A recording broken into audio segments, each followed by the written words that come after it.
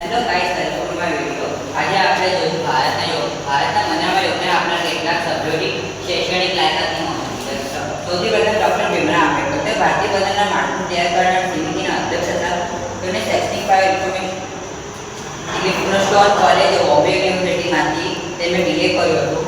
Columbia university USAમાંથી MA અને PhD શાસ્ત્રશાસ્ત્રમાં કરી હતી। London school of economics MA અને DSc કરી હતી। ગ્રેટ લંડનમાંથી બાર એટલો કરી હતી। જવાહરલાલ નહેરુ ભારતના પ્રથમ વડાપ્રધાન હતા। નિર્માણમાં મહત્વની ભૂમિકા ભજવી। તેમનું શૈક્ષણિક Harvard School of London, Trinity College કેમ્બ્રિજમાંથી નેશનલ લાયસન્સમાં BA કર્યું હતું। ઇનર ટેમ્પલ લંડનમાં કાયદાનો અભ્યાસ કર્યો હતો।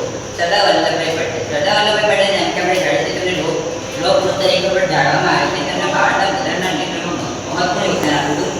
મિડલ ટેમ્પલ ઇન્સ ઓફ કોર્ટ લંડનમાંથી કાયદાની ડિગ્રી તેમને મેળવી હતી। ડૉક્ટર રાજેન્દ્ર પ્રસાદ ભારતના પ્રથમ રાષ્ટ્રપતિ બંધારણ સભાના મુખ્ય સભ્ય હતા। તેનું શૈક્ષણિક પાયો કોલકાતા યુનિવર્સિટીમાં BA, કોલકાતા યુનિવર્સિટીમાં અર્થશાસ્ત્રમાં MBA, કોલકાતા યુનિવર્સિટીમાંથી LLB।